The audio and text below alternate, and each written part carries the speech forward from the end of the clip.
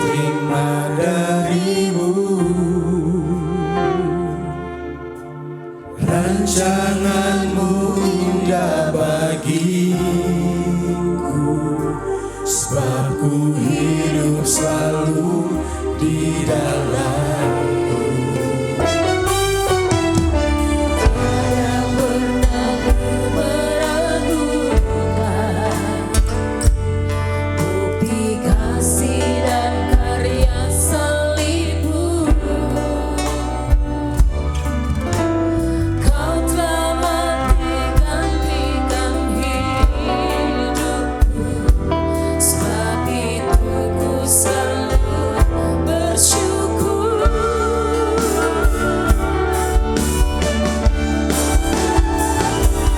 Kasih-Mu memulihkan hidupku, kuasa-Mu membangkitkan rohku.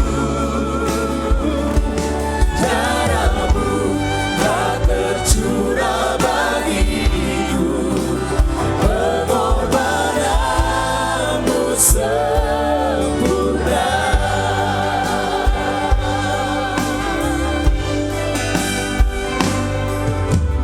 Ku hidup oleh anugerah-Mu, Yang terbaik ku terima darimu. Rancangan-Mu indah bagiku, sebab ku hidup selalu di dalammu. Tiada pernah ku meragukan bukti kasih dan karya salibmu. Kau telah mati gantikan hidupku, sebab itu ku selalu bersyukur.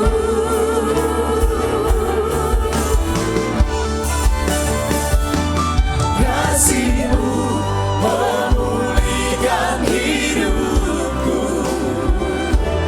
kuasa-Mu membangkitkan rohku. Darah-Mu telah tercurah bagiku, pengorbanan-Mu sempurna. Kasih-Mu memulihkan hidupku, kuasa-Mu membangkitkan rohku.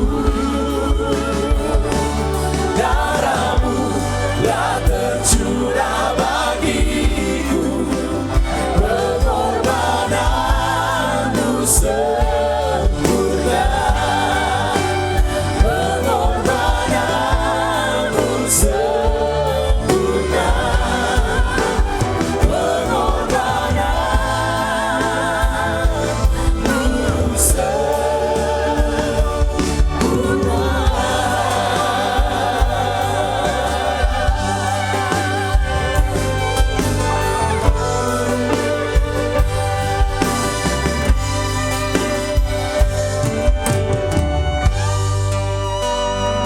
puji Tuhan.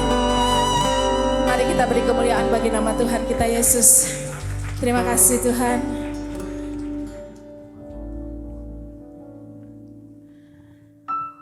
Setelah Yesus selesai dengan segala pengajarannya, berkatalah ia kepada murid-muridnya, "Kamu tahu bahwa 2 hari lagi akan dirayakan Paskah. Maka Anak Manusia akan diserahkan dan disalibkan." Mari kita berdoa.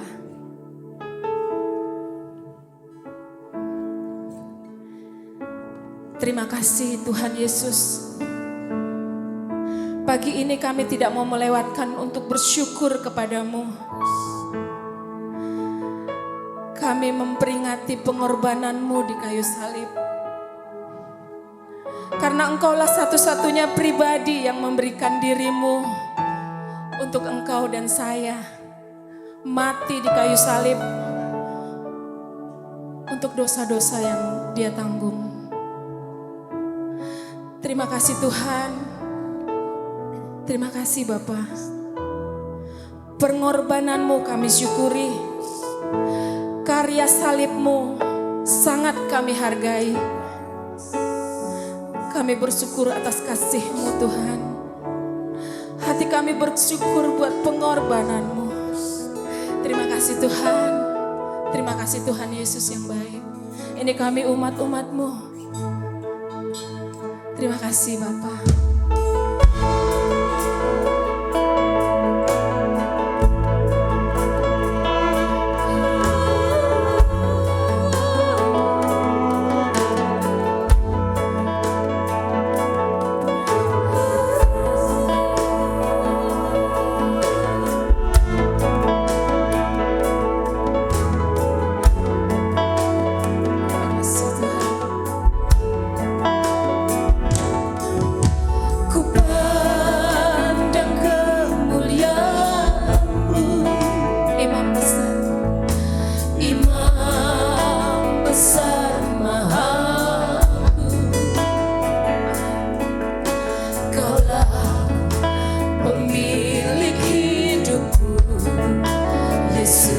Kristus Tuhan,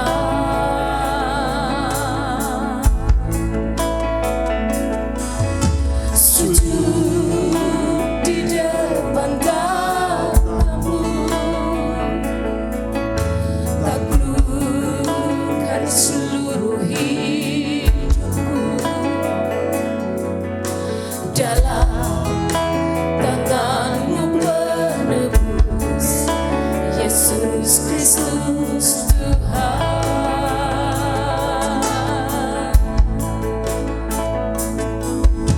tiada satu pun yang luput dari karya kasih-Mu yang mulia. Bagimu segala pujian, bagimu segala pujian, hormat kemuliaan.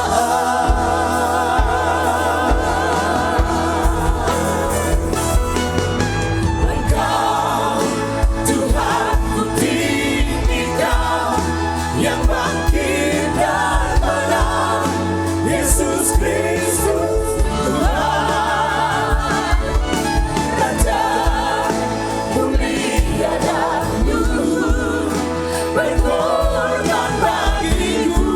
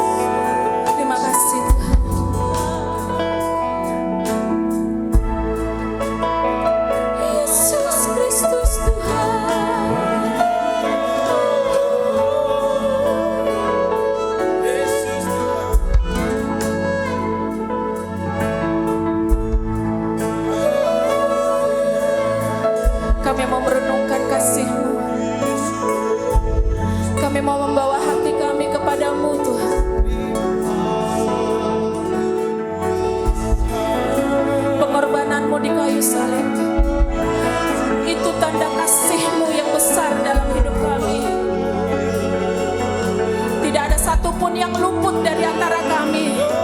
Kami semua menerima anugerah-Mu, anugerah salib-Mu. Terima kasih Tuhan.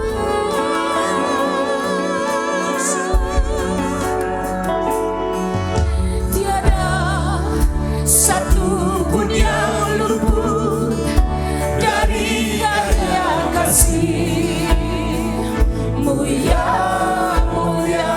Bagimu segala pujian, bagimu segala pujian, hormat kemuliaan.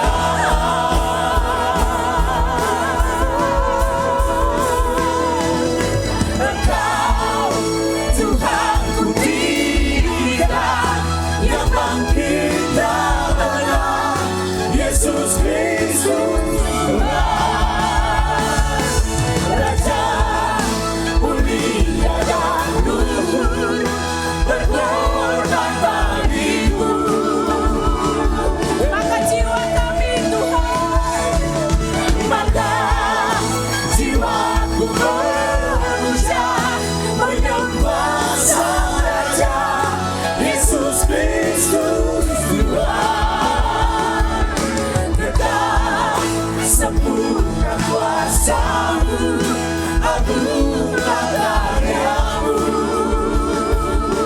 Engkau Tuhan kami tinggikan, Engkau Tuhan ku tinggikan, yang bangkit daripada Yesus Kristus Tuhan. Raja mulia dan luhur, berkorban bagiku. Maka jiwaku memuja, menyembah Sang Raja Yesus Kristus Tuhan. Kekal sempurna kuasa-Mu, agunglah karya-Mu. Yesus Kristus Tuhan.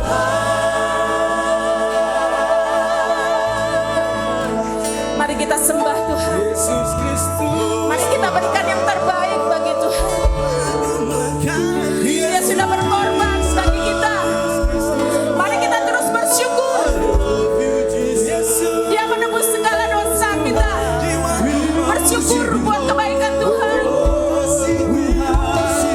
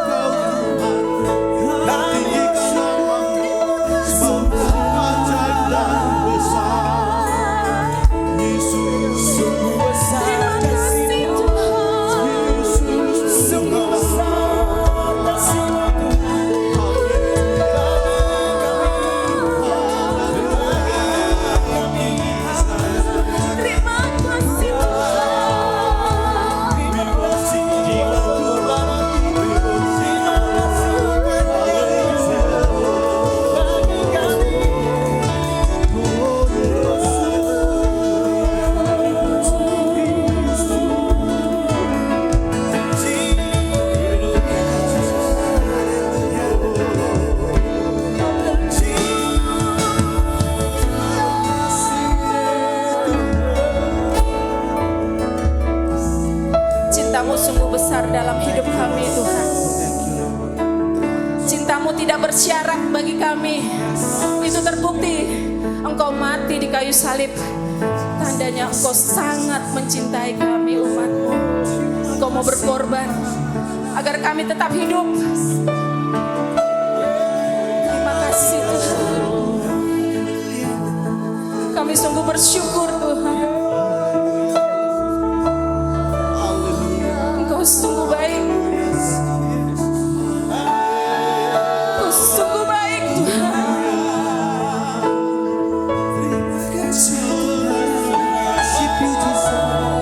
Kami mau merayakan pengorbanan-Mu pagi ini Tuhan. Kami merasakan Engkau sungguh baik dalam hidup kami. Kami tak dapat membalasnya selain ucapan syukur kami. Sembah sujud kami hanya kepadamu Yesus. Engkau memberikan kami hidup yang baru.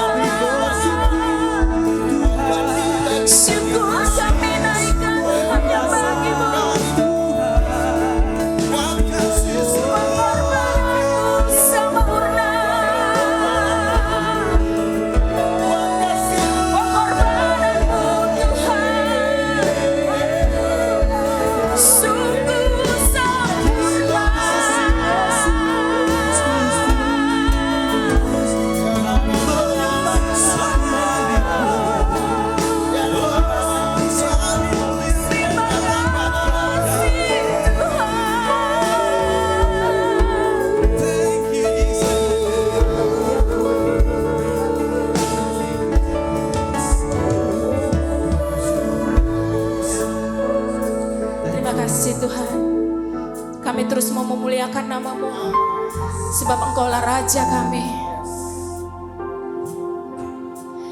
Dimuliakan, kami mau tinggikan nama-Mu Tuhan. Ditinggikan, Yesus namanya. Yesus Tuhan, Engkaulah Raja kami.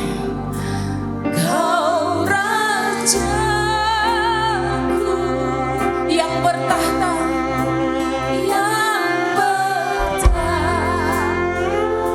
yang berkuasa,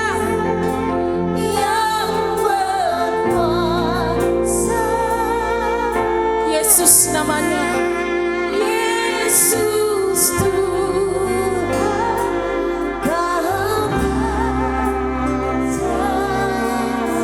sekali lagi, jemaat saja katakan dimuliakan.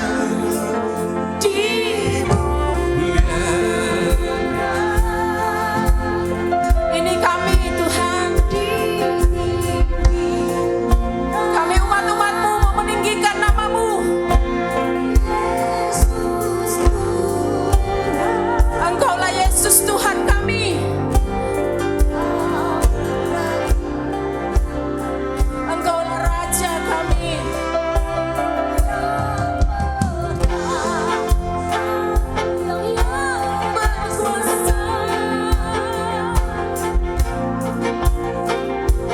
Yesus namanya.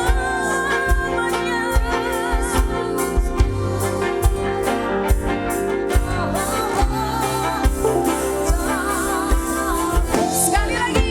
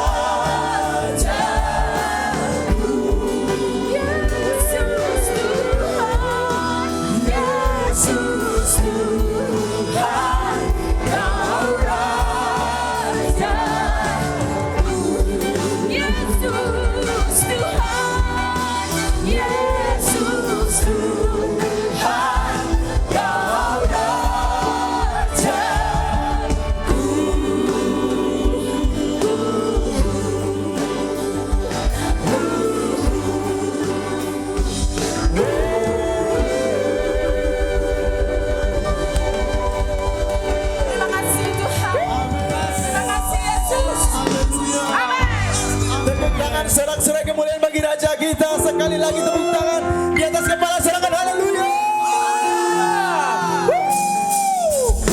Sungguh nyata kasih-Mu Tuhan, Engkau mati bagi kami, tebus dosa kami. Katakan bersama. Seindahnya pelangi, secerahnya mentari, namun Kau yang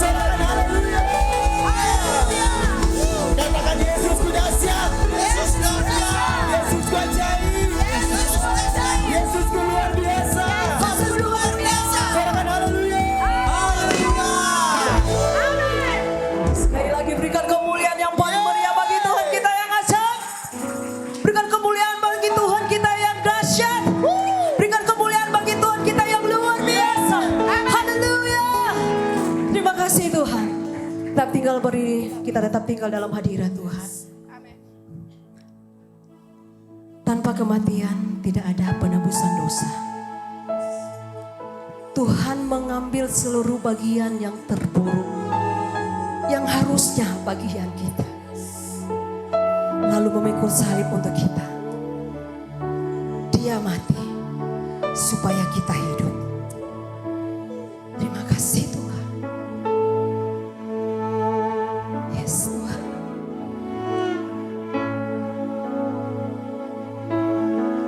Kemanakah ku dapat pergi menjauhi rohmu yang suci, kau sahabat. Amin.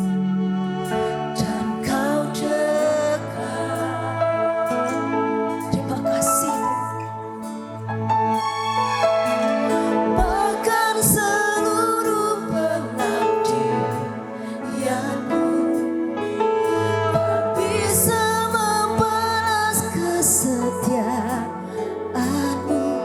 Sungguh ya. Thank you Lord. Dan berharap sungguh besar pengorbananmu bagiku, terlalu dalam untuk dimengerti. Sungguh besar, sungguh indah yang kau fikirkan tentangku. Thank you Jesus. Tak terselami bagiku. Sungguh indah. Angkat pujian ini dengan sungguh di hadapan Tuhan. Kemanakah ku dapat pergi menjauhi rohmu yang suci, kau sahabat. Thank you Jesus. Dan kau dekat. Bahkan seluruh pengabdian kami itu, bahkan seluruh pengabdianku tak bisa membalas kesetiaanmu. Sungguh mulia. Amin. Dan berharga. Angkat tanganmu ke surga. Katakan sungguh besar pengorbananmu bagiku, terlalu dalam untuk dimengerti. Thank you Jesus. Haleluya. Sungguh besar, sungguh indah yang kau fikirkan tentangku. Tak terselami bagiku. Sungguh indah.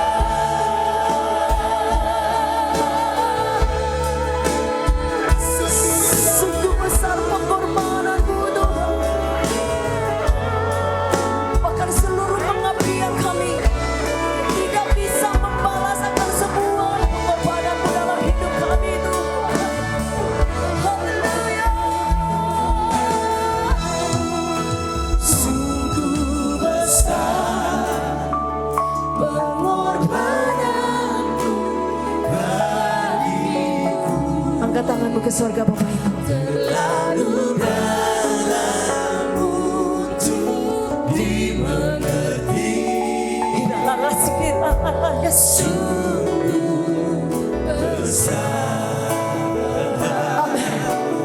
Amin Tuhan. Sungguh indah. Thank you Jesus. Kau pikirkan tentangku, tak terselami bagiku. Haleluya. Sungguh indah, sungguh besar pengorbananmu bagiku, terlalu dalam untuk dimengerti. Sungguh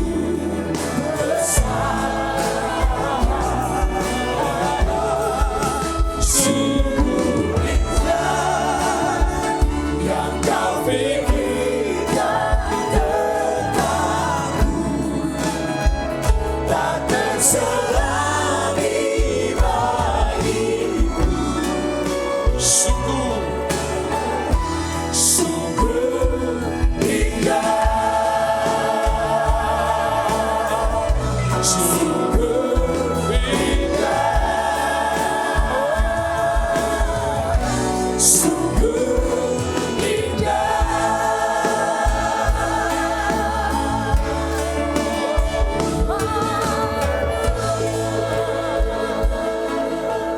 Pastikan saudara sudah punya roti dan anggur.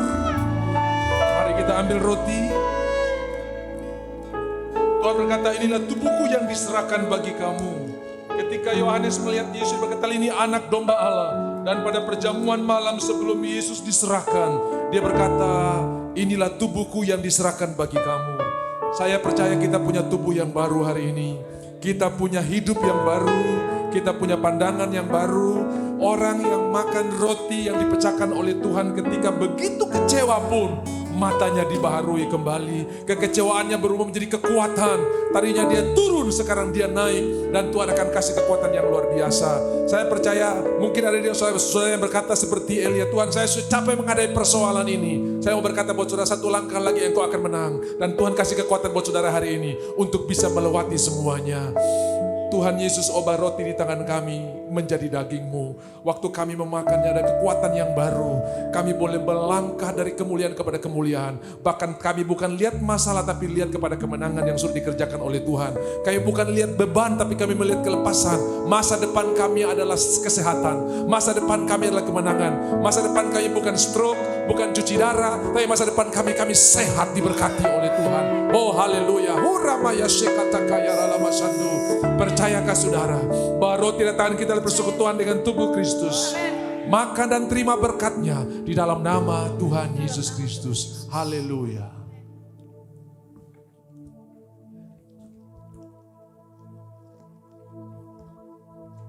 Terima kasih Tuhan. Dihapuskan dosaku hanya oleh darah Yesus. Aku pulih dan sembuh. Sama-sama. Hanya oleh darah Yesus. Oh darah Tuhanku. Oh darah Tuhan. Sumber pembasuhku. Sumber pembasuhku, sucilah hidupku, hanya oleh darah Yesus. Tuhan Yesus, di mana darah-Mu tercurah, yang harusnya mati hidup kembali, yang harusnya dikutuk dapat berkat kembali. Dan ketika engkau berdoa di Taman Getsemani, darah-Mu tercurah seperti peluh-Mu tercurah seperti darah dan membuat tanah itu menjadi diberkati. tanah atau lahan atau bisnis yang engkau kerjakan hari ini sudah diberkati oleh Tuhan. Uramaya sekataka, dalam nama Tuhan Yesus, aku lepaskan berkat dan pada waktu kami memakannya. Firman Tuhan berkata, kami mendapatkan meterai perjanjian baru. Artinya tidak ada yang bisa menggagalkan rencana Tuhan di dalam kami. Kesembuhan, kemenangan, perlindungan, keselepasan itu menjadi bagian kami. Dan semua janji Tuhan akan digenapi di dalam kami. Percayakah saudara bahwa anggur tangan kita bersekutuan dengan darah Yesus? Kanker, miom, kista semua sembuh dan kami diberkati sehat oleh Tuhan. Dan minum dengan percaya sambil dia berkatnya dalam nama Yesus. Haleluya. Terima kasih Tuhan, terima kasih. Terima kasih, terima kasih. Darah-Mu telah menyucikan kami, membebaskan kami, dan sekarang kami lihat kemenangan yang sudah Tuhan berikan. Begitu kami lihat ke belakang ada kebajikan, kemurahan mengikuti kami. Begitu kami lihat ke depan ada gembala yang tersenyum atas kami. Dan hari-hari kami diwarnai dengan berkat Tuhan. Dalam nama Tuhan Yesus, semua yang sudah diberkati sama-sama katakan. Amin. Tepuk tangan buat Tuhan kita yang luar biasa. Haleluya. Tuhan memberkati, silakan duduk. Terima kasih Tuhan memberkati. Kevin, screen-nya. Shalom. Saya ingin menyampaikan satu hal yang indah. Kita lihat dalam Yohanes pasalnya yang ke-12. Saudara akan dapatkan berkat ini sehingga saudara akan lihat bagaimana setiap detail rencana Tuhan pasti akan digenapi di dalam saudara. Oke, thank you.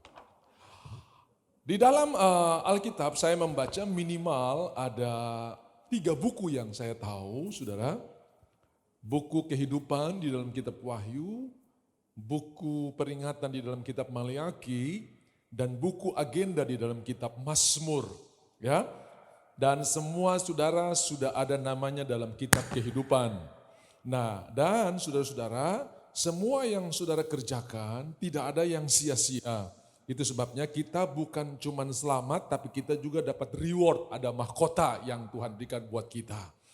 Ada orang yang berkata begini, Pak, ada orang tinggal 5 menit lagi mati, belum percaya Tuhan, terus dia bertobat, percaya Tuhan, mengakui Yesus sebagai Tuhan, selamat gak selamat? Cuman orang berkata kepalanya botak di sorga, saudara ya. Gak ada mahkota maksudnya. Dan saudara-saudara pasti ada mahkota. Karena ada buku kehidupan, kemudian ada buku peringatan. Semua jeripaya saudara, pelayanan saudara, apa yang sudah kerjakan, tidak ada yang sia-sia, dicatat oleh sorga. Lalu yang ketiga ada buku agenda. Jadi agenda Tuhan. Nah, nanti sebentar kita lihat bagaimana agenda Tuhan sampai penyalipan itu. 33,5 tahun tepat digenapi.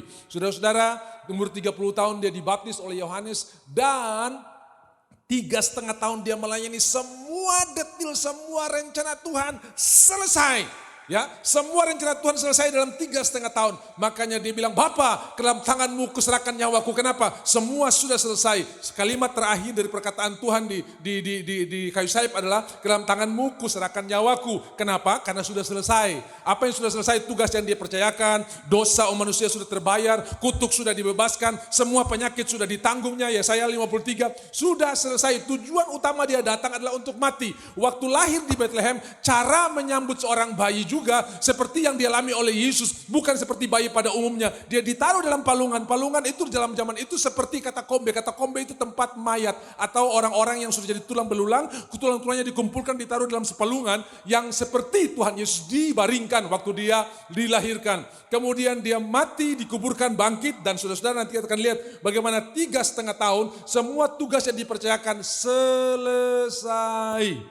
Tapi ada satu pribadi, dan saya percaya saudara juga akan terima berkat itu. Kita lihat di dalam Yohanes pasalnya yang ke-12, Injil Yohanes pasalnya yang ke-12, Injil Yohanes, saya baca ini, saya bilang Tuhan terima kasih, karena saudara akan dapatkan berkat yang indah lewat perkataan-perkataan yang luar biasa ini. Yesus diurapi di Betania. Kapan itu terjadi? 6 hari sebelum Paskah. Hari apa itu saudara ya? 6 hari sebelum Paskah. Hari Minggu dia udah masuk ke dalam Yerusalem. Lalu disambut dengan teriakan Hosana, diberkatilah dia yang datang dalam nama Tuhan, yang disebut dengan Minggu Palem. Ya, Minggu Palma. Makanya saudara-saudara di beberapa gereja tertentu ada daun-daun palem yang ditaruh. Nah kalau saudara pergi ke Israel, pas di dalam itu hari Minggu itu ribut rame sekali. Kenapa? Di setiap jalan orang-orang mengambil daun palem kemudian mulai memuji Tuhan, bersorak-sorai. Hosana diberkatilah dia yang datang dalam nama Tuhan, dia mengendarai seekor keledai. Lalu saudara-saudara di sepanjang hari itu, besoknya hari Senin sampai hari Kamis terakhir, nanti kita akan lihat detailnya. Nah yang luar biasa saudara-saudara, kalau orang yang mengurapi Yesus ini dia miss atau kelewatan waktu ini, dia tidak punya kesempatan untuk melakukannya lagi. Kenapa? Tuhan sudah masuk di Yerusalem dan semua kesibukan sampai dia disalibkan. Dan ini terjadi 6 hari sebelum Paskah. Nah, mengapa dia bisa tahu? Mengapa dia bisa ambil waktu yang tepat dan melakukannya di saat yang tepat? Saya percaya salah satu alasan, Maria ini suka duduk di kaki Tuhan. Waktu saudara beribadah, saudara menyembah Tuhan, ada banyak hikmat-hikmat yang Tuhan berikan buat saudara untuk mengambil keputusan yang luar biasa. Orang pinter belum tentu berhikmat, tapi orang berhikmat pasti sukses. Karena hikmat itu keputusan-keputusan yang dibuat menurut hatinya Tuhan.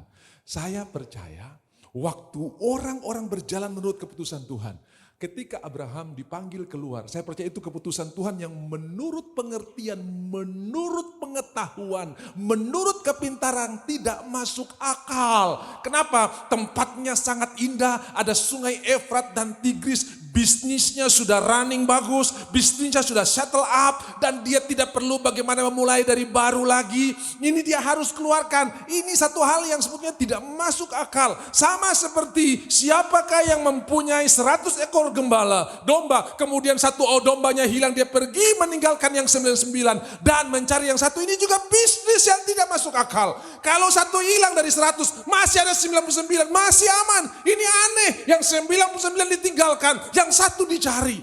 Jadi saudara-saudara, kadang-kadang bisnis kerajaan sorga itu membingungkan, tidak masuk akal. Tapi saya percaya rancangan Tuhan bukan kecelakaan. Waktu Tuhan panggil Abraham keluar, tinggalkan bisnisnya yang sudah settle, sudah bagus. Tuhan mau kasih jauh lebih hebat daripada semuanya itu. Saya ingat ada banyak orang yang berdoa, habis berdoa di PHK. Lalu pada akhirnya dibilang begini, Pak, kalau saya tidak di PHK, saya nggak punya bisnis yang luar biasa ini. Jadi kadang-kadang PHK itu adalah jawaban atas doa kita. Yang kita tidak tahu di balik itu ada rencana Tuhan yang luar biasa. Persoalannya, kalau kita banyak beribadah, banyak menyembah Tuhan, kita bisa tahu hatinya Tuhan, rencananya Tuhan. Dan 6 hari sebelum Paskah, ini kesempatan yang terbaik untuk aku melakukan pengurapan. Saudara pun akan tahu kapan terbaik saudara memulai bisnis saudara. Walaupun orang bilang begini, pakai otak. Ini kan kita punya pelanggan belum ada. Tapi kalau Tuhan yang suruh kita melangkah, mari nanti kita akan lihat. Judul khotbah hari ini adalah kuburan yang menjadi identitas kita. Nah, jadi saudara akan diberikan urapan untuk mengerti masa, mengerti waktu. Nah tadi saya sudah bilang 3,5 tahun dia bisa menyelesaikan semua tugas yang dipercayakan oleh Bapa kepada dia. Ya, dia masih punya waktu untuk mendoakan anak-anak. Dia super sibuk sudah, tapi dia begitu tenang, begitu rileks. Gak ada orang yang begitu rileks, begitu tenang, dan semuanya tercapai dalam waktu yang singkat sudah selesai. Nah, saya akan pergi bagaimana Tuhan mempersiapkan Paskah sampai penyalipan, sampai penguburan. Nah, kita akan lihat dulu. Pemberitahuan pertama tentang penderitaan Tuhan itu terjadi dalam Matius pasal 16. Waktu itu mereka baru turun dari gunung yang tinggi, kemudian Tuhan bertanya kepada murid-murid, menurut kata orang siapakah aku ini? Ada yang bilang engkau Yohanes, ada yang bilang engkau Elia, nabi yang akan datang. Lalu Petrus berkata engkau lah Mesias, anak Allah yang hidup. Dan Tuhan berkata, puji Tuhan Petrus, itu bukan dari dirimu, tapi itu dari Tuhan. Lalu sesudah itu Tuhan berkata anak manusia akan pergi ke Yerusalem untuk diserahkan dan dia akan disalibkan pada hari ketika akan bangkit.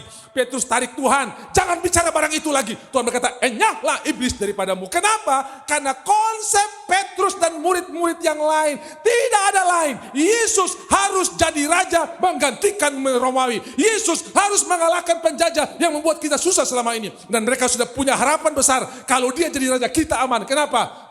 Krisis ekonomi tidak akan terjadi. 2 ekor ikan, 5 roti, 5.000 orang makan bisa ada sisanya. Ini dia sudah raja yang luar biasa. Mancing ikan ada mulut, ada uang di dalam mulut ikan.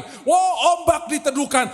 Masalah-masalah inflasi, devaluasi. Pasti hanya dengan perkataannya selesai. konsep yang ada di murid-murid ini bukan konsep yang ada di pikiran Tuhan. Jadi setiap kali saudara beribadah, saudara sementara menyelaraskan pikiran saudara dengan pikiran Tuhan.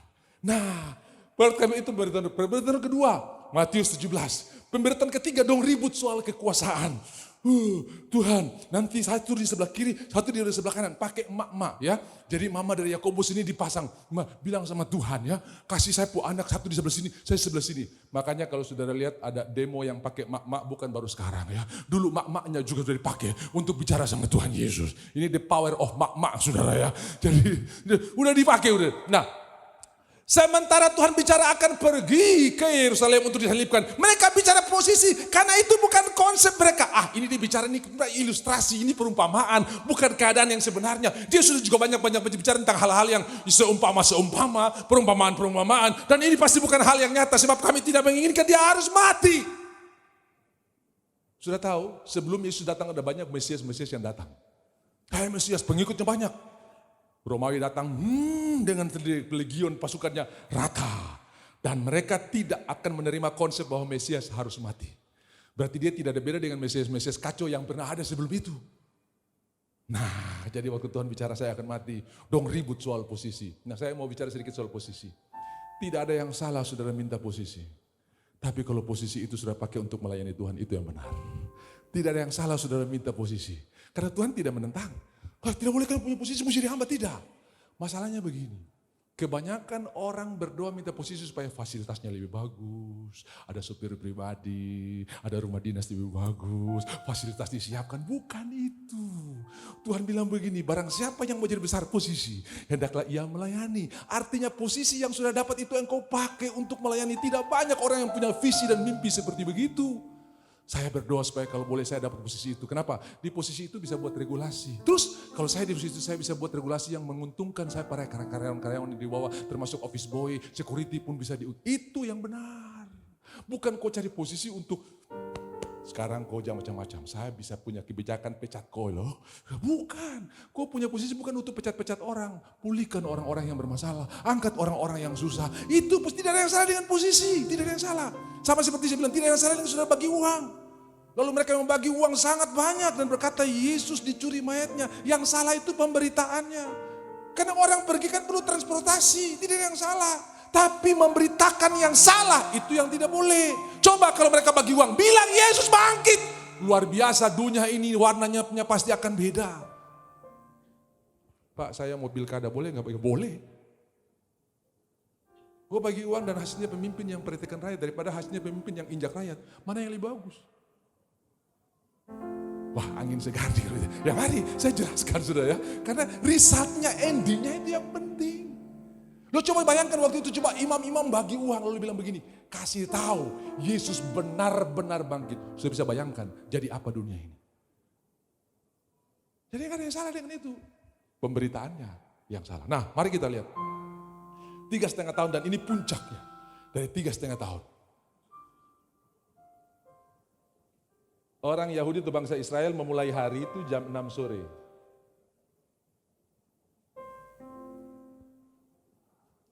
Jadilah petang, jadilah pagi, itulah hari pertama. Jam 6 sore.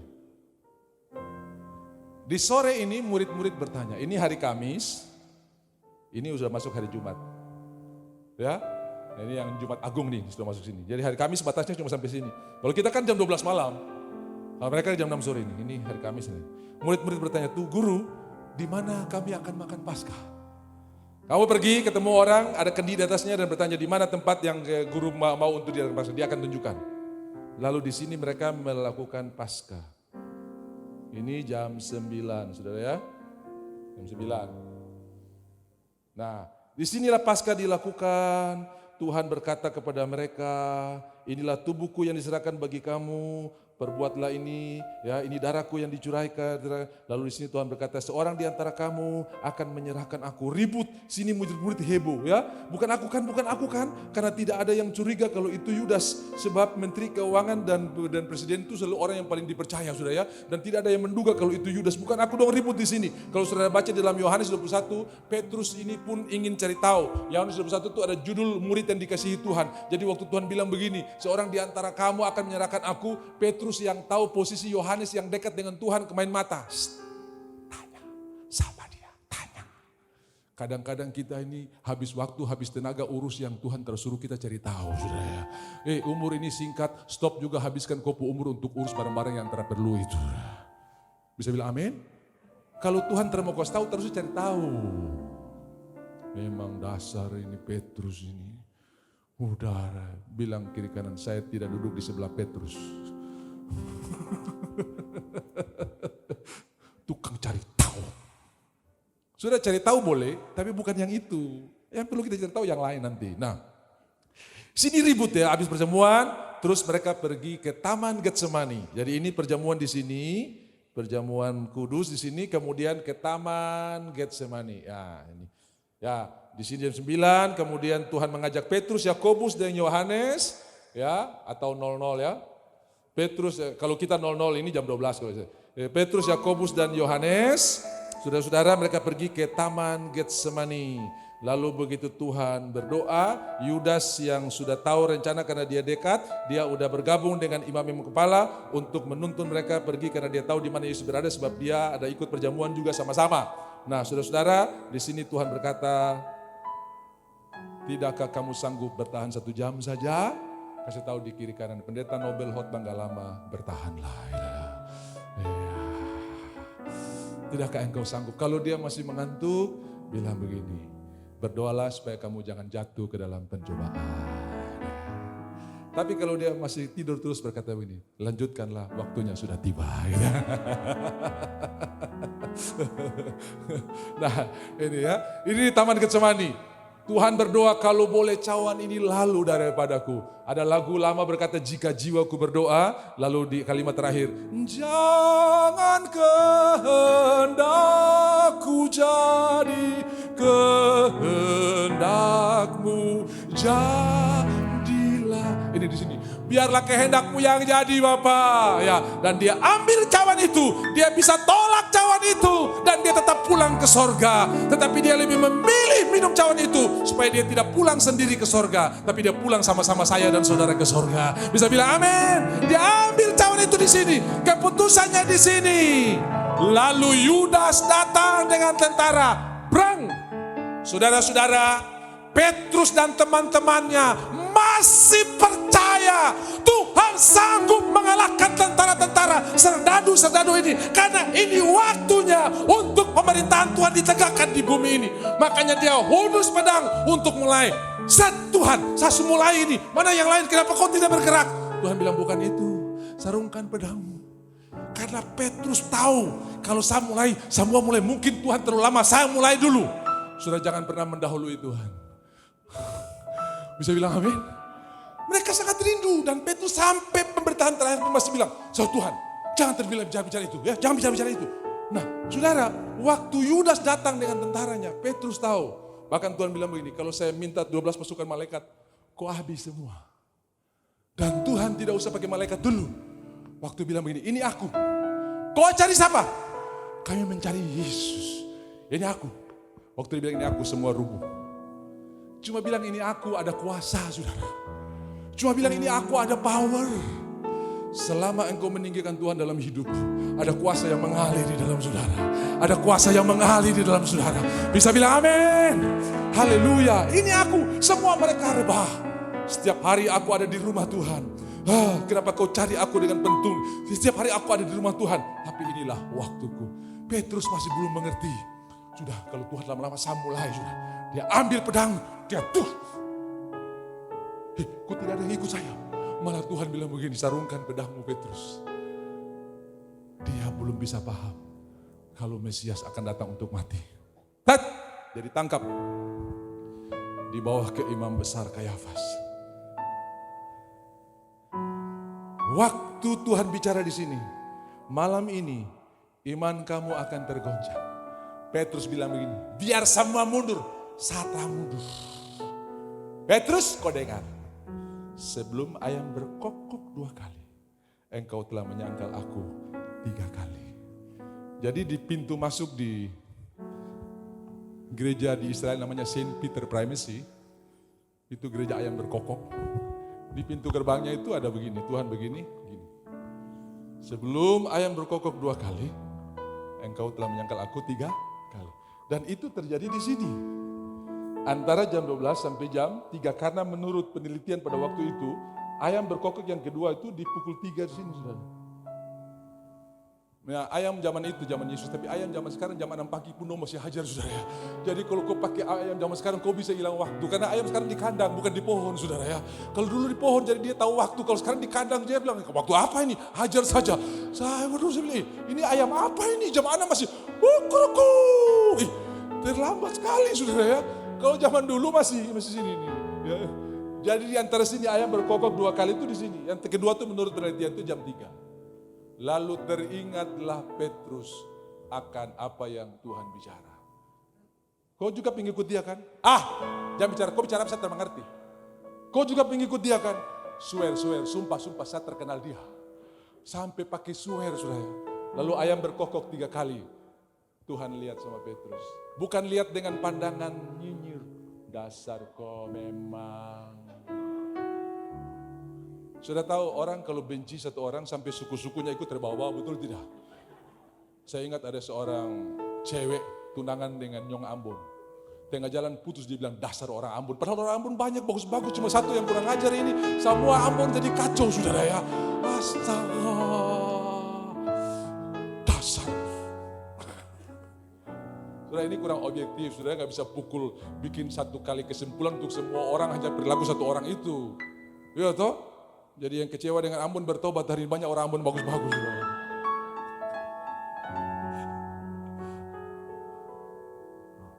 Ayam berkokok 3 kali sini. Petrus menyangkal. Ayam berkokok Petrus menyangkal 3 kali. Nah, di sini terjadi soal jawab. Betulkah engkau ini panggil saksi-saksi palsu, panggil ini, cari, tidak ada salahnya. Apakah betul engkau anak Allah? Ya, engkau sendiri yang mengatakannya. Nah, ini saya ingat di Papua nih, otonomi khususnya bukan cuma uang, tapi firman. Karena orang mabuk di sini juga bisa tahu firman, saudara ya. Ada seorang bapak mabuk malam minggu, tertahu jalan pulang tidur di teras gereja. Besok pagi pendeta mulai ibadah, ada orang mabuk. Dia bilang begini, "Bapak, kenapa kau tidur di sini? Siapa suruh kau tidur di sini?" Dia jawab, "Mengapa engkau melarang aku tinggal di rumah bapakku?" Terus dia jawab, "Apakah engkau Mesias?" Engkau sendiri yang mengatakannya. Dia telepon polisi. "Polisi tolong datang ya." Begitu polisi datang, saatku telah tiba di mana anak manusia akan diserahkan. Bayangkan saudara, dia bisa begini.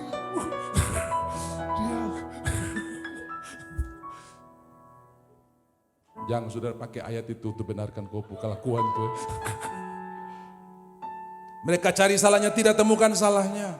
Ya, lalu saudara, kali pertama selama Yesus hidup di dunia ini, kali pertama dia tinggal semalam-malaman di Yerusalem.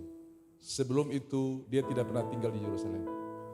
Dia selalu di luar Yerusalem. Ini kali pertama dia menetap di Yerusalem. Kenapa? Kehadiran dia ke dalam dunia ini untuk membawa damai sejahtera. Shalom. Aku ada di sini untuk menyampaikan shalom. Coba kau pulang rumah pulang dari kantor biar THR belum cair. Shalom, itu surga turun.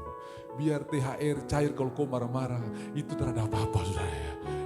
Anjing tahu dia tuang pulang, ini orang-orang mana semua? Di dalam bilang begini, hakim sepulang ketong jadi terdakwa semua saudara. Pastikan kau bukan hakim yang pulang ke rumah, tapi kau seorang bapa yang mengasihi orang-orang di dalam rumah. Bisa bilang amin? Yes! Orang buka pintu dan sambut saudara. Wah, bapak pulang. Tapi kalau kau pulang dong gemetar, berarti kau bukan bapak, kau hakim saudara ya. Bilang kiri kanan, saya tidak duduk di sebelah hakim hari ini. Amin. Wah saudara, dia tidur di Yerusalem. Lalu pada pagi hari mereka membawa dia kepada Pilatus. Ya, ini pagi hari sekarang ini jam 6 pagi mereka bawa kepada Pilatus ya. Jam 6 pagi mereka bawa kepada Pilatus. Saudara-saudara, yang bisa menjatuhkan hukuman mati hanya Kaisar. Makanya waktu Tuhan diperhadapkan dengan pilihan, lempar dengan batu atau mengasihi perempuan yang kedapatan berzina, mereka pikir Tuhan sudah pasti lewat. Pasti dia tidak ada jalan keluar. Menurut hukum Musa, orang ini harus dilempar dengan batu sebab dia kedapatan berzina. Aneh sekali, orang berzina itu 2 orang, tapi ini cuma 1 saja yang dibawa, saudara ya. Kita tidak tahu yang satu apakah mungkin orang Romawi dong takut tuduh karena penguasa waktu itu, ya, atau juga bisa saja di antara mereka yang tuduh-tuduh itu, dong-dong itu yang pakai perempuan ini bisa juga. Ya, saudara-saudara, memang kadang-kadang terjadi ketidakadilan ya. Pelakunya 2 tapi 1 saja yang dituduh, itu sering terjadi dalam dunia kita. Nah, lalu mereka berkata, menurut hukum Musa orang ini harus dilempar dengan batu. Kalau dia bilang lempar dengan batu, berarti dia sudah melebihi kaisar dalam menentukan putusan hukuman mati. Lalu yang kedua, bertolak belakang dengan pengajaran yang dia sampaikan sama itu kasih. Kalau dia bilang jangan lempar, berarti dia bertolak belakang dengan hukum Musa. Dan buat apa lagi kita percaya dia? Karena dia menentang hukum Musa. Sementara Tuhan bukan datang sebagai penentang, tapi menggenapi. Nah, saudara-saudara yang dikasihi oleh Tuhan, diperhadapkan kepada Pilatus lalu minta untuk hukuman mati. Mereka minta untuk hukuman mati. Pilatus screening, tanya-tanya, tidak ada salahnya. Lalu istrinya WA ke Pilatus, Bapak, kau jangan macam-macam dengan orang itu. Tadi malam saya mimpi terbaik kali, kau jangan macam-macam. Pilatus cari cara untuk bebaskan tapi tidak bisa. Akhirnya dia cuci tangan dan menyerahkan mereka untuk menyalibkan Yesus. Jam 9 Tuhan disalibkan. Dia dipahkotai mahkota duri. Saya sudah lihat mahkota duri itu tiap kali pergi ke Israel, saya diajak, ada 2 tempat yang ada tanam, 1 sudah mati ya, di daerah kompleks Doa Bapa Kami itu ada, itu dia duri kayak saya petelunjuk di panjang sekali. Sekarang satunya masih ada di Bukit Zaitun, di tempat Yesus menangisi Yerusalem, ada satu gereja namanya Dominus Levit, itu gereja Yesus menangis ya. Arsitek pada waktu itu membuat gereja seperti air mata yang tercurah. Nah itu di depan ada pohon itu namanya Sisyphus Spina Christi. Ya, itu dia puduri, saudara, tebak panjang sekali, baru keras sekali. Jadi waktu dong toki itu duri masuk itu semua luka. Jadi saudara, wajah Yesus itu tidak ada dikenali orang lagi. Semuanya darah, saudara. Yang di rumah saudara itu, yang ada dipajang di rumah saudara itu, Yesus baru keluar dari salon Rudi Hadisuwarno, saudara ya.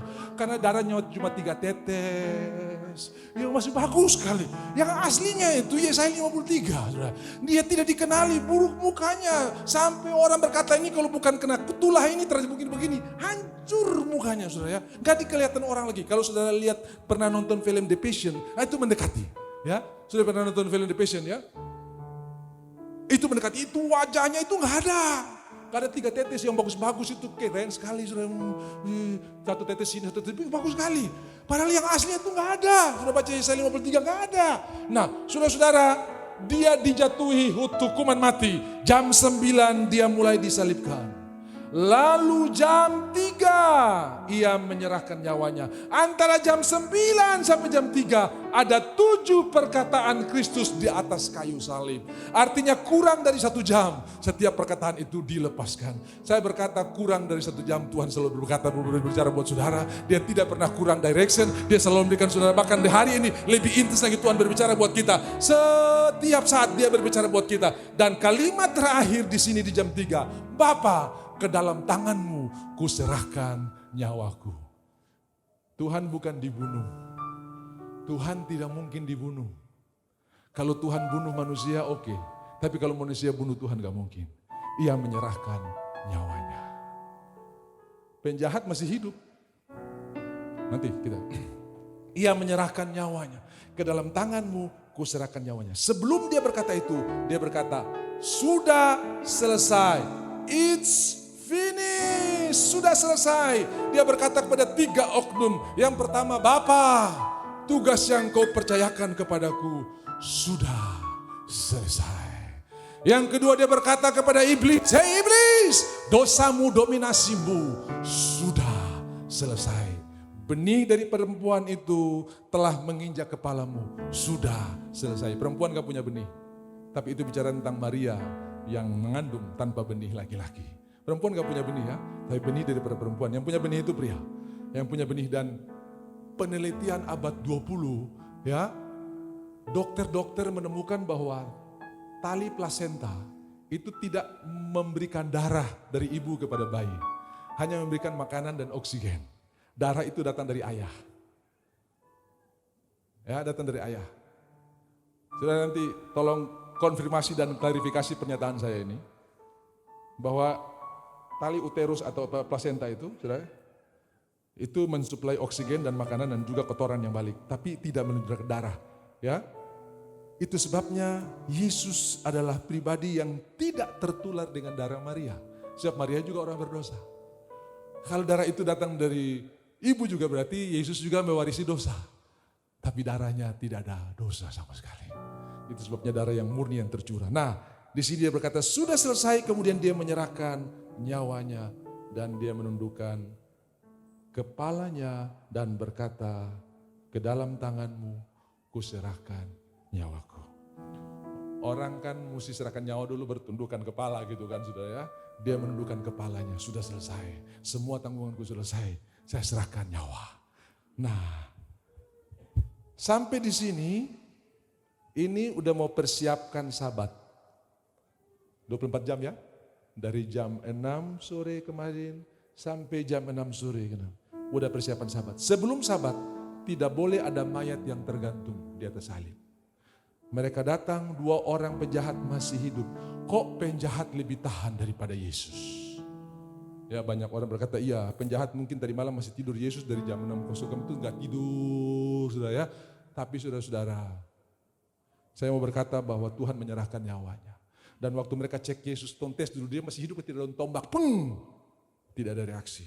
Lalu kaki penjahat itu dipatahkan supaya dia mati sebelum diturunkan. Karena tujuan diselipkan supaya mati. Karena di sini harus ada, kalau bukan buka sabat, dong kasih biar sampai berhari-hari.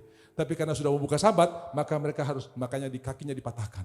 Tadinya kalau kakinya masih ada tumpuan walaupun dipaku, dia masih bisa tarik napas. Karena masih ada titik tumpu. Tapi begitu sudah tergantung, hanya tergantung di tangan kiri kanan, maka toraks atau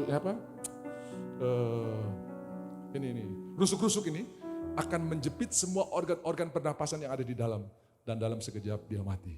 Orang Romawi pintar sekali anatomi, mereka mengerti anatomi. Kakinya dipatahkan. Dan di sini mayat Yesus diturunkan, kemudian dikuburkan. Di sini. Seandainya.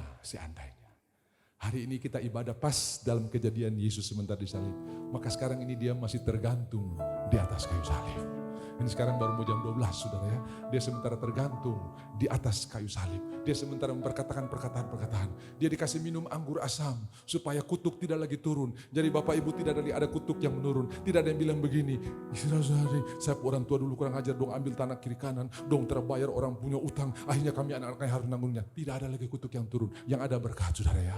Karena apa? Setiap kali engkau perjamuan kudus harus perjamuan dengan cara yang benar. Bukan orang yang tidak benar, cara yang tidak benar. Banyak yang jadi mati kenapa? Mereka percaya saya harus mengalami ini karena saya kalau angin mati sesuai dengan kepercayaannya. Tapi hari ini kita percaya darah Yesus di atas kayu salib ia menyelesaikan semuanya sampai dia berkata it's finished. Yang ketiga dia berkata kepada manusia, manusia dengarkan, hutangmu, dosamu, penyakitmu sudah selesai. Makanya saya bernubuat hari ini, masa depan saudara bukan stroke, tapi sehat. Masa depan saudara bukan cuci darah, tapi sehat. Masa depan saudara bukan bingung. Masa depan saudara bukan Alzheimer, tapi saudara punya otak luar biasa. Masa depan saudara bukan pikun, tapi masa depan saudara luar biasa. He renew my youth like an eagle. Ia membaharui kekuatanku seperti Raja Wali pada masa mudanya. Dan sudah tahu Musa 120 tahun. Matanya belum kabur. Tenaganya belum surut. Dia belum pernah salah jalan pulang saudara ya. Dia tetap tahu arah. Bahkan waktu Tuhan bilang naik ke gunung aku kubur engkau. Dia jalan hidup-hidup. Dia tidak pergi ke mall. Dia pergi ke kuburan saudara ya. Dia otak masih bagus saudara. Masih bagus. 120 tahun. Kita akan pergi ke sana. Amin. Aduh dasar memang Pak. Umur Pak sutua nih Pak. Taruh kunci di dapur cari di ruang tamu. Itu bukan masa depan saudara. Tuhan sudah tanggung semuanya. Sehingga saudara makin hari makin diberkati. Makin hari makin sehat. Makin hari makin kuat. Makin hari makin penuh berkat Tuhan. Yang percaya katakan amin. Lalu di sini mayatnya diturun. Dia dikuburkan. Saya akhiri dengan cerita dari Kejadian 23. Kuburan adalah identitas kita. Dengan cepat. Ini cerita Sarah dikuburkan. Saya bisa lihat Kejadian pasalnya yang ke-23. Ya, Kejadian 23 dikatakan begini. Ini satu-satunya wanita yang silsilahnya ceritanya ditulis satu pasal cukup panjang, yaitu Sarah. Sudah tahu dalam masyarakat tradisi Yahudi semua silsilah hanya laki-laki, bahkan Yakub itu punya 13 anak, ada Dina. Tapi yang masuk dalam silsilah hanya 12, mulai dari Ruben sampai ke Benyamin. Nah, lalu ini Sarah satu-satunya perempuan yang dicatat dengan jelas. Jadi saudara lihat, Sarah hidup 127 tahun lamanya. Nah, tidak dibilang Sarah mati umur 127, tapi Sarah hidup 127. Saya mau berkata buat saudara hari ini, dengarkan. Hari-hari saudara akan hidup, bukan hari-hari mati. Ada orang hidup tapi mati, saudara. Tapi saya percaya hari-hari saudara akan penuh dengan kehidupan, penuh dengan sukacita. Sarah hidup, bukan Sarah mati 127 tahun, tapi Sarah hidup 120 tahun. Sebagaimana umurmu, demikianlah kehidupan Tuhan ada pada umurmu. Sebagaimana lama hidupmu di muka bumi, kehidupan Tuhan ada akan menjadi bagian saudara. Sarah hidup 127 tahun. Begitu juga hari-harimu akan hidup.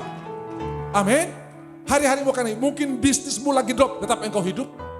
Mungkin engkau lagi dibodohin orang, tetap engkau hidup. Saya mau bernubuat buat saudara, urapan kelimpahan akan menjadi bagian saudara. Dengarkan, yang lagi pusing karena ditipu 250 juta, stop dengan pusing-pusing itu.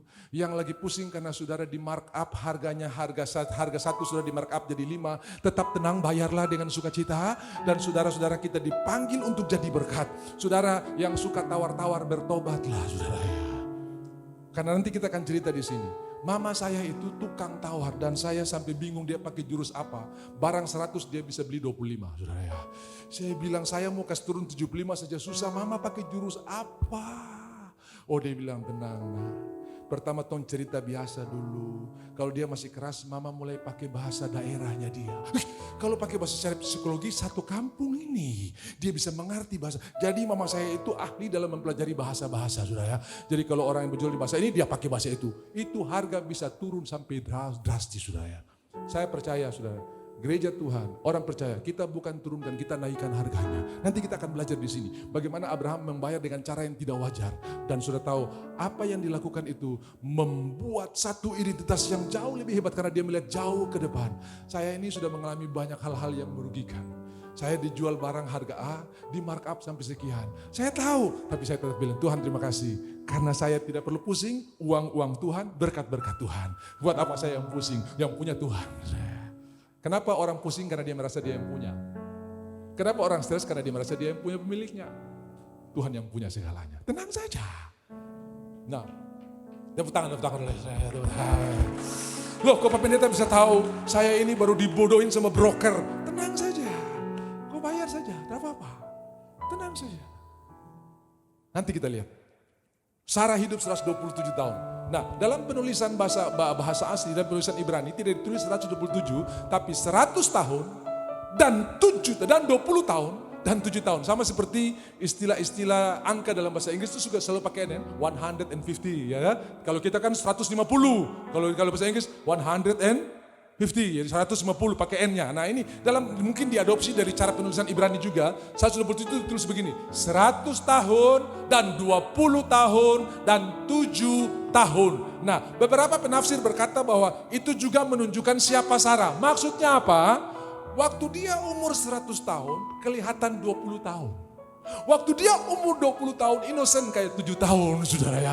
Dan memang benar umur 65 Firaun tergila-gila dengan Sarah karena kecantikannya. Lalu 10 tahun kemudian Abimelek juga tergila-gila dengan Sarah yang sudah nenek-nenek umurnya. Tapi masih kelihatan cantik saudara. Saya tahu urapan atau berkat Abraham ini juga menjadi bagian kita. Makanya saya berhadapan dengan saudara terpernah tua, muda terus. Itu berkat Abraham. Ya gak ada yang amin. Kau mau bertahan dengan gopo anti-aging itu terus kah? Mau sampai berapa lama? Musa mandi 40 hari, mukanya kencang bersinar. Kita mandi 1 hari 3 kali, muka loyo semua saudara. Apa yang salah? Kecantikan dari dalam. Adapun Yusuf, baik hatinya. Adapun Yusuf, manis lakunya, elok parasnya. Ketika hati manis, paras jadi elok. Kalau hati sini bangka-bangka, hepatitis. Amin. Sarah memiliki hati yang luar biasa. Umur 100 kelihatan 20, umur 20 kelihatan 7, seperti begitu kira-kira ya. Kemudian matilah Sarah di Kiryat Arba. Kiryat Arba artinya 4 kota, Arba itu 4, Kiryat itu kota, kita tidak bahas ini. Lalu Abraham datang, ya, dia bilang sama orang-orang Het, aku ini orang asing dan pendatang di antara kamu. Ya, saudara, orang asing, semua bilang saya orang asing. Jadi kalau dunia membenci, saya tidak ikut-ikut membenci. Dunia maki-maki, saya memberkati. Ya, itu orang asing. Dulu. Orang asing itu hanya dinilai dari penampilan, dari warna rambut, bentuk hidung. Ya, kalau hidung mancung, rambut pirang, itu orang asing. Sekarang udah nggak bisa. Hadiah ulang tahun untuk pemudi-pemudi di Korea Selatan itu hidungnya dimancungkan. Untuk 17 tahun, Sweet 17 itu biasanya hidung dimancungkan, baru mata dibeloin, saudara ya. Yang kubil-kubil itu dibeloin, saudara ya. Itu hadiah, saudara ya. Nah, kalau saudara ukur dari tinggi hidung, semua orang bisa kasih tinggi sekarang. Uang banyak dia pergi. Nah, saya bilang buat saudara hati-hati ya. Kenapa? Biar kok uang banyak terusah roba-roba sudah yang Tuhan suka ini asli, gagah sekali. Bisa bilang amin? Kenapa? Ia yang membentuk kita dalam kandungan ibu. Engkau membentuk aku dalam kandungan ibuku, tulang-tulangku tidak tersembunyi bagimu. Kejadianku dasar dan ajaib dan jiwaku benar-benar menyadarinya. Mazmur 139 ayatnya 10, 11, 12, 13. Lalu saudara, waktu kita masuk surga, malaikat lapor sama Tuhan Yesus, Tuhan, sasu ukur depu hidung tersama dengan file di sorga. Karena Tuhan yang jadikan kopu file ada di sorga. Siapa yang tanggung jawab coba saudara ya. Jadi saudara-saudara, tetaplah dengan file yang ada yang Tuhan berikan ini. Karena apa yang Tuhan buat baik adanya. Saudara-saudara dikasih oleh Tuhan. Ternyata orang asing di sini adalah bukan soal penampilan luar. Tapi sikap kita. Dulu waktu saya tinggal di Dok 8, jarang sekali orang masih punya rambut pirang waktu itu. Lalu saya naik motor, saya lihat, bule dari mana ini? Kok bisa terdampar di Dok 8 begitu saya lewat? Ya, tetangga rumah ternyata, saudara. Karena zaman itu ada istilah buceri, bule cat sendiri, saudara ya. Nah, jadi kita nggak bisa lihat dari penampilan fisik. Saya pernah pergi ke pedalaman, lalu orang yang mengundang saya itu ketemukan saya dengan seorang misionari. Salah satu tentara Amerika marinir di Jepang dapat panggilan Tuhan, lepas militernya pergi ke pedalaman, bantu melayani Tuhan dan bantu menerbitkan Alkitab dalam bahasa daerah. Ketika dia tahu saya pendeta, saya didatangi, rumah saya didatangi. Saya nggak punya rumah di sana karena zaman dulu sudah ya, zaman itu semua kepala distrik atau camat itu tinggalnya di Jayapura. Dia pun nama di atas saja. Jadi rumah dinas kosong, saya tinggal di sana sudah ya. Jadi dia datang, Bapak Pendeta, saya dan istri saya mengundang Bapak untuk makan di rumah sore hari nanti. Oke, kita deal, tentu dia ngomong pakai bahasa Inggris sudah ya. Lalu saya pergi, begitu saya masuk ke halaman rumahnya saudara, semuanya beda. Saya tidak merasa di pedalaman, pohonnya sama, pinusnya sama, rumputnya sama. Tapi diatur begitu bagus, saya seperti masuk di Hotel Hilton. Waduh bagus sekali, saya tidak rasa di pedalaman. Masuk ke rumah jauh lebih berbeda. Memang rumah misionari di pedalaman itu saudara jelek, di luar bagus di dalam. Ini filosofi orang barat. Saudara yang pernah pergi rumah mereka cuma cat hitam saja, tapi dalamnya bagus. Nah ini memang filosofi orang barat, beda. Orang barat itu beli barang, bikin untuk mereka nikmati, bukan untuk orang nikmati. Kalau kita habis beli mobil di dealer, bukan pulang ke rumah, pergi ke variasi, tambah sana, tambah sini, tambah sana, tambah sini, supaya orang bilang bagus, biar dalam bau anyir nggak apa-apa, yang penting di luar bagus. Itu kita.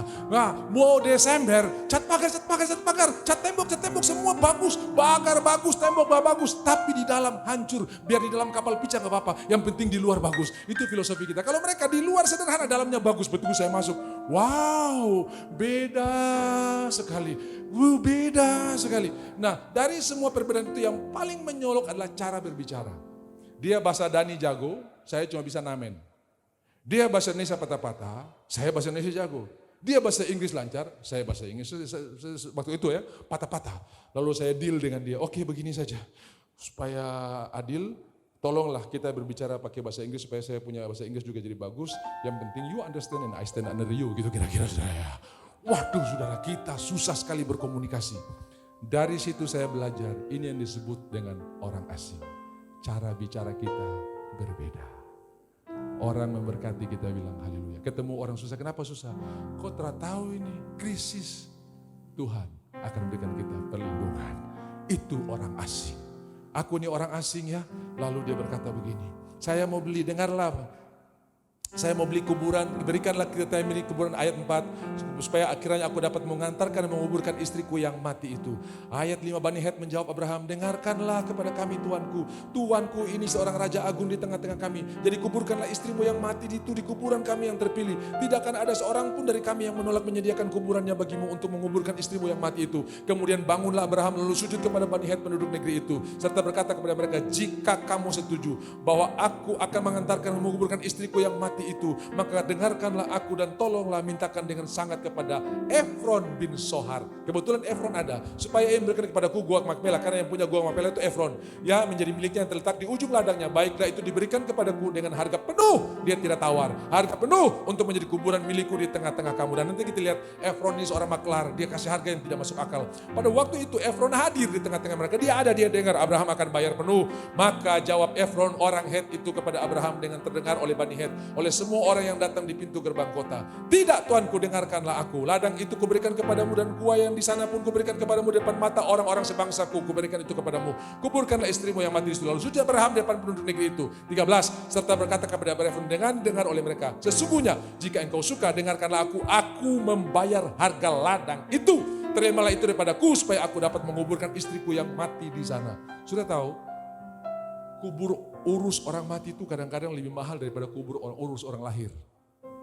Sekarang ini bisnis di kota besar seperti di Jakarta itu bisnis kuburan. Itu kubur Ripu harga cuma 2 kali 5 bisa ratusan juta. Sementara saudara bisa beli properti di daerah lain, di sana cuma bisa beli kubur. Mahal sekali kuburnya. Lalu Abraham menerima, lalu Efron bilang begini, Tuanku dengarkan aku. Sebidang tanah dengan harga 400 sikal perak. Gila ini, harganya tidak masuk akal. Ada orang yang coba kalkulasi hitung-hitung dengan kurs sekarang ini antara 10 sampai 15 miliar.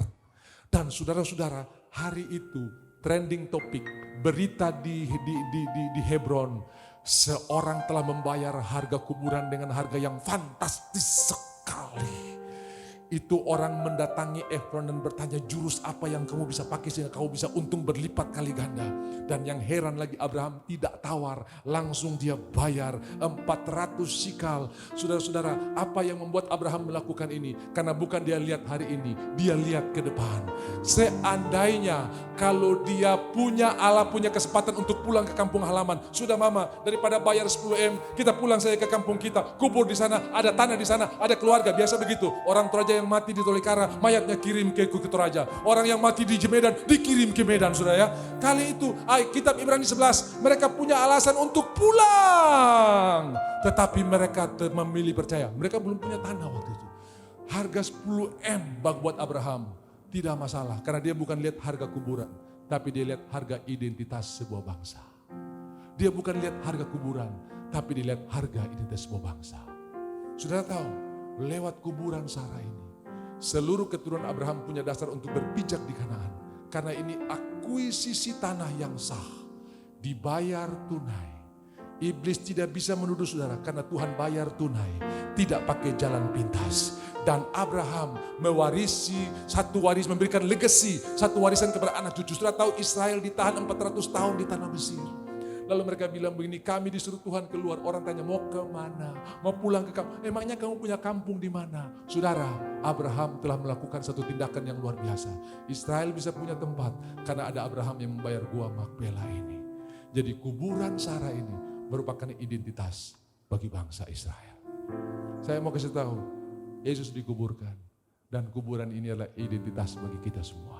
Karena dia dikuburkan, kita ada pengharapan untuk bangkit dalam kemenangan yang luar biasa.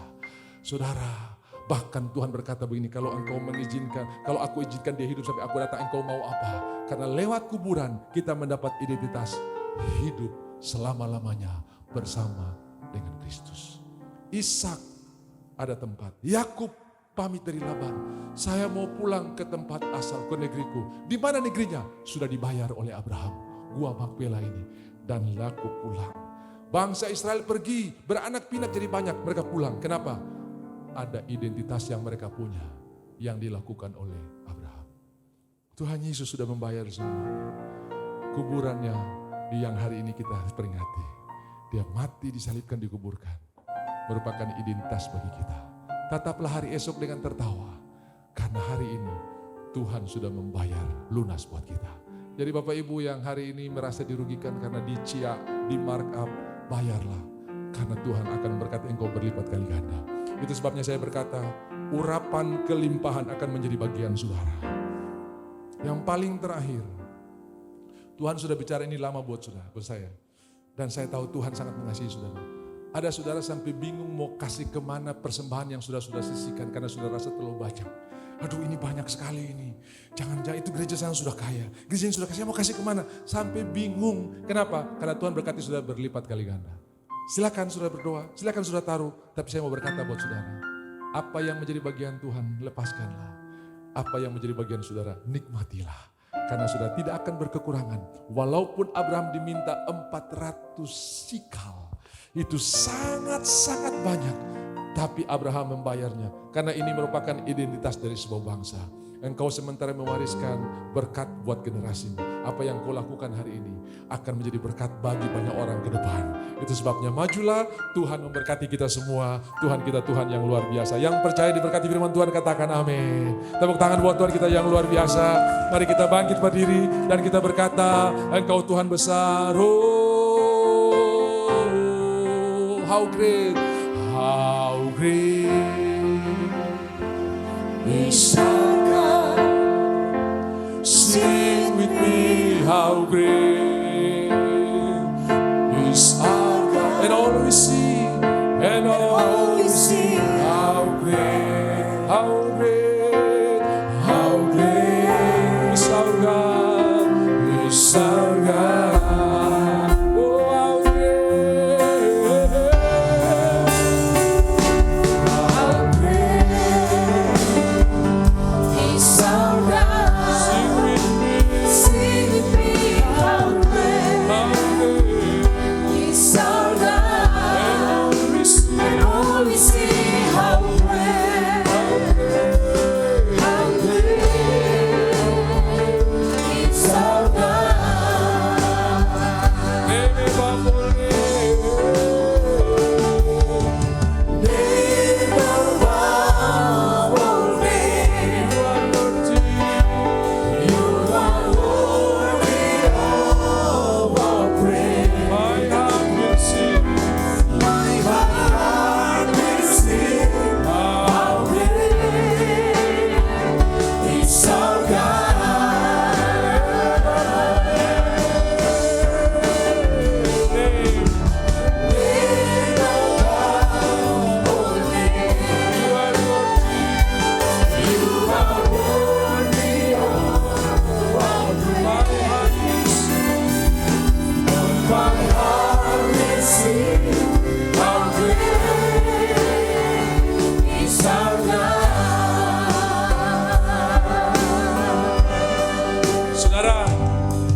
akan mengalami kelimpahan yang luar biasa. Urapan kelimpahan ini akan Tuhan berikan buat saudara. Pada malam waktu orang Israel melakukan Paskah, terjadi perpindahan akuisisi. Kekayaan orang Mesir dipindahkan kepada orang Israel. Mereka keluar dari budak menjadi konglomerat yang luar biasa. Ada akuisisi yang sudah dikerjakan oleh Tuhan, di mana kekayaan bangsa-bangsa akan datang buat saudara. Engkau akan terkejut buat berkat-berkat yang luar biasa. Kenapa? Pemimpinmu, gembalamu sudah mengalaminya. Saya sementara memberi sebuah properti, saudara.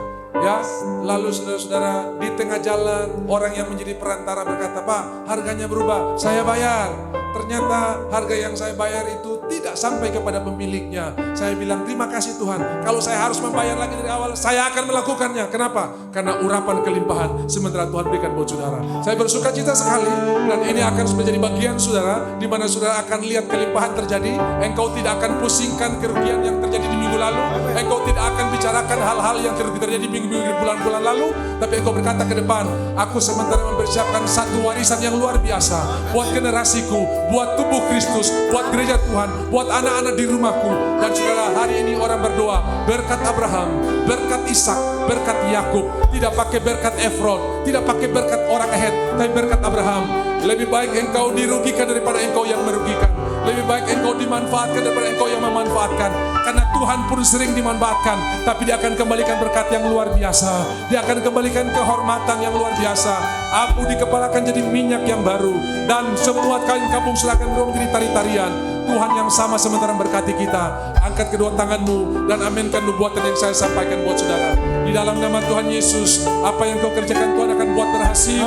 Engkau akan melihat ladang-ladang pindah ke tanganmu. Engkau akan melihat kekayaan bangsa datang kepadamu. Kelimpahan dari seberang akan datang dalam hidupmu. Orama sekata kayara lama sando. Engkau akan menabur, engkau akan memberi. Engkau bukan pengambil, engkau jadi pemberi. Engkau jadi berkat. Sebab Tuhan berjanji, aku akan berkati engkau dan membuat engkau menjadi berkat. Saudara, kita bukan cuma diberkati, tapi menjadi berkat. Inamaya sando. Haleluya. Besar Allahku. Besar.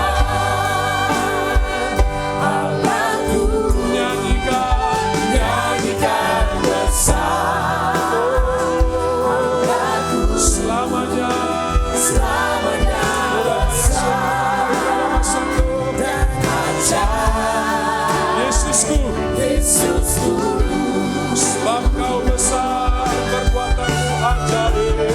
Sebab kau besar, perbuatanmu ajaib. Tiada seperti engkau, tiada seperti engkau. Sebab kau besar, perbuatanmu ajaib. Tiada seperti engkau, tiada seperti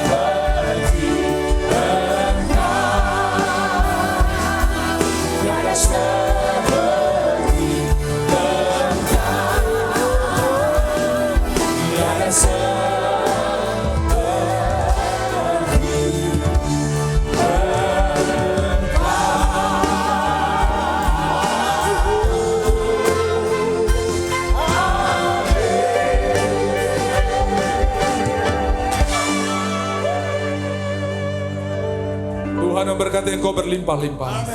Dan di dalam berkat Tuhan itu Tuhan kasih perlindungan. Dan di dalam perlindungan itu ada tuntunan Tuhan. Karena tiang awan di waktu siang, tiang api di waktu malam bukan cuma memberikan perlindungan, tapi memberikan tuntunan. Artinya di dalam tinggal tenang engkau dapat banyak tuntunan. Engkau dapat banyak arahan dari Tuhan. Dan Tuhan akan mengangkat engkau di atas segala bangsa. Engkau bukan jadi orang pengambil, tapi engkau jadi pemberi. Engkau bukan jadi pengambil, tapi engkau jadi berkat. Tanganmu akan penuh dengan berkat Tuhan. Dan dimanapun engkau berada, nama Tuhan dipermuliakan. Posisimu akan naik untuk melayani Tuhan. Dan engkau akan menjadi pemimpin, bukan bawahan. Engkau bukan ekor, tapi Tuhan. Engkau akan diangkat di atas segalanya. Nama Tuhan dipermuliakan. Semua berkat-berkat ini akan menjadi bagian kami, sehingga hari-hari kami adalah hari-hari yang hidup. Sarah hidup, kami juga hidup. Selama umur kami adalah kehidupan, selama umur kami adalah sukacita dan damai sejahtera. Terima kasih Tuhan. Mari pegang persembahan saudara. Kami percaya benih Tuhan berikan, roti Tuhan siapkan. Benih untuk ditabur, roti untuk dimakan. Dan kami percaya tidak ada kekurangan roti sukacita, roti damai sejahtera, roti ketenangan, roti hikmat. Semua tersedia dengan limpahnya. Rumah kami akan disebut House of Blessing, rumah berkat. Karena roti kerajaan surga disediakan. Di meja penyediaannya Tuhan tersedia roti yang luar biasa. Dan pada waktu kami memberi, kami punya kesempatan untuk mengambil apa yang disiapkan oleh Tuhan.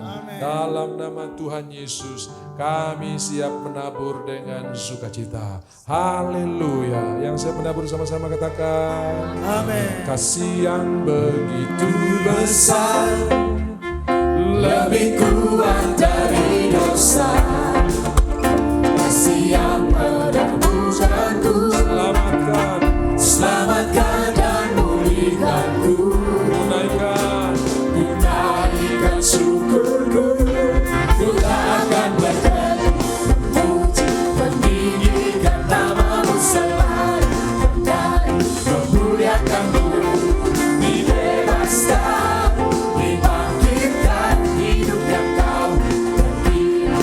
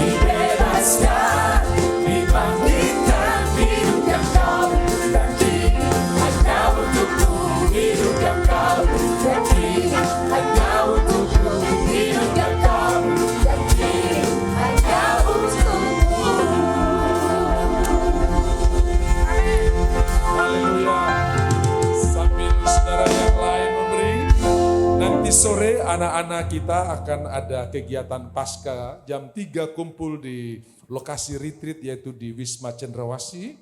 Benar ya, di Wisma Cendrawasih ya? Ya. Lalu jam 5 kegiatan dimulai dan itu dimulai dari hari ini sampai besok tanggal 16. Jadi mereka mulai jam 3 pas Tuhan menyerahkan nyawanya, saudara ya. Mereka mulai jam 3 nanti, Bapak Ibu boleh mendampingi, sudah bisa masuk ke Wisma Cendrawasih Park di Kodam. Tuhan memberkati kegiatan anak-anak ini, nanti jam 5 ada KKR, ya, Celebration Worship. Saudara-saudara orang tua bisa mendampingi kegiatan ini. Lalu anak-anak muda juga ada kegiatan di sekretariat, saya undang anak-anak muda, mulai malam ini ya anak muda ya. Ya, di sekretariat, ya, ini saya berkata kaum muda kita waktu kita tabiskan itu generasi Benyamin, mereka singkatkan Gen B. Kenapa? Benyamin itu adalah anak terakhir dan kita adalah generasi terakhir sebelum kedatangan Tuhan yang kedua kali. Dan generasi terakhir ini punya 5 bagian. Benyamin dikasih 5 bagian. 5 bicara kasih karunia, artinya ada kelimpahan yang luar biasa dalam hidup kita. Tuhan memberkati, hari-hari saudara adalah hari-hari yang hidup, keluarga saudara adalah keluarga yang hidup, bisnis saudara adalah bisnis yang hidup, karena perkataan Tuhan adalah hidup dan berkuasa. Hari-hari saudara adalah hari-hari yang hidup. Haleluya. Yesus sudah mati supaya kita hidup. Dan hari Minggu kita akan rayakan kebangkitannya. Bersama-sama kita berdoa. Hari-hari kita adalah hari-hari yang hidup. Tuhan memberkati, bisa bangkit berdiri. Sudah bisa selamat Paskah, Tuhan memberkati. Selamat Paskah, Tuhan memberkati. Selamat Paskah, Tuhan memberkati. Selamat Paskah, Tuhan memberkati. Kita terima berkat dengan pujian ini.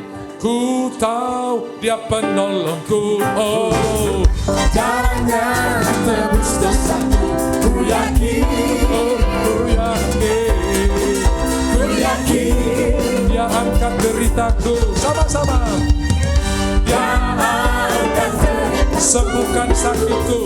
sembuhkan sakitku, ku yakin, Oh, ku yakin. ku yakin, Angkat panci. ku angkat panci. Dia berang atas maut. Dia Menebusku, Dia hiduplah, Dia menebusku, Dia hiduplah.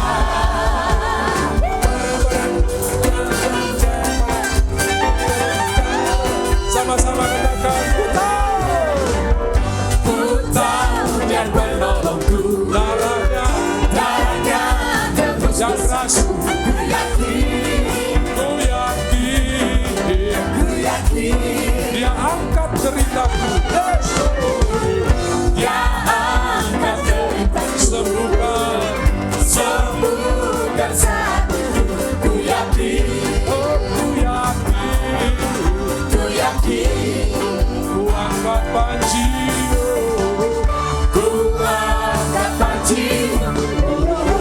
Dia mengangkat maut, Dia menebusku, Dia hiduplah, Dia menebusku, Dia hiduplah, Dia menebusku, Dia hiduplah, Dia menebusku, Dia Bebaskanku. Kau telah bebaskanku, Bukan bang, bukan bangkit, bukan menari. bukan menari penyambut Rajamu datang. Dia menebusku, Dia hiduplah, Dia menebusku, Dia hidup. Dia hiduplah, Dia menebusku, Dia hiduplah,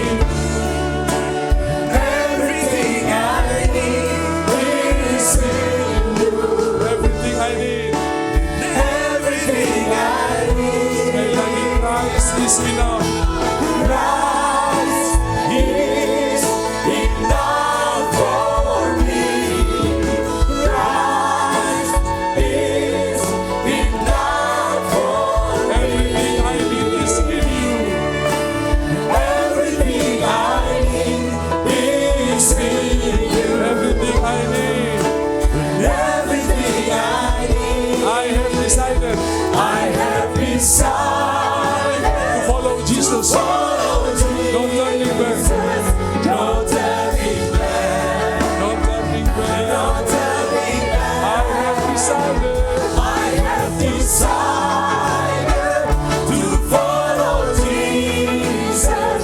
No turning back, no turning. Katakan, Christ is enough for me.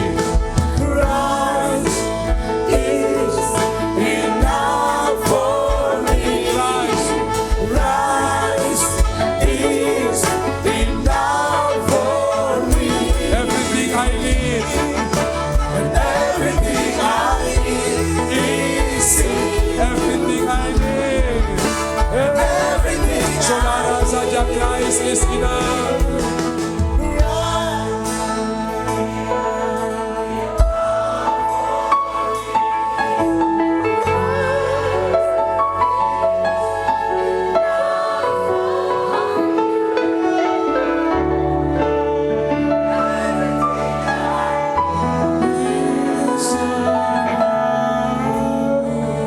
Everything Christ is enough.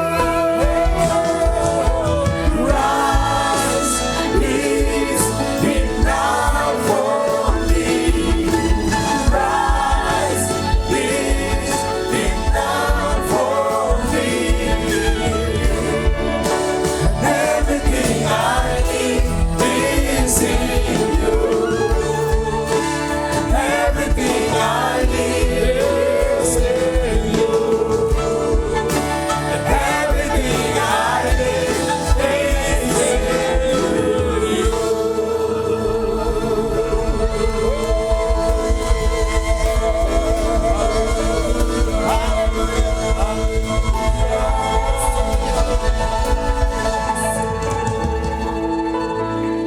Setiap amin yang keluar dari hati yang percaya akan Tuhan genapi.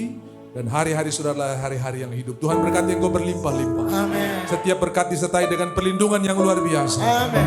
Tuhan menyinari engkau dengan wajahnya. Amin. Tuhan memberikan engkau kasih karunia. Amin.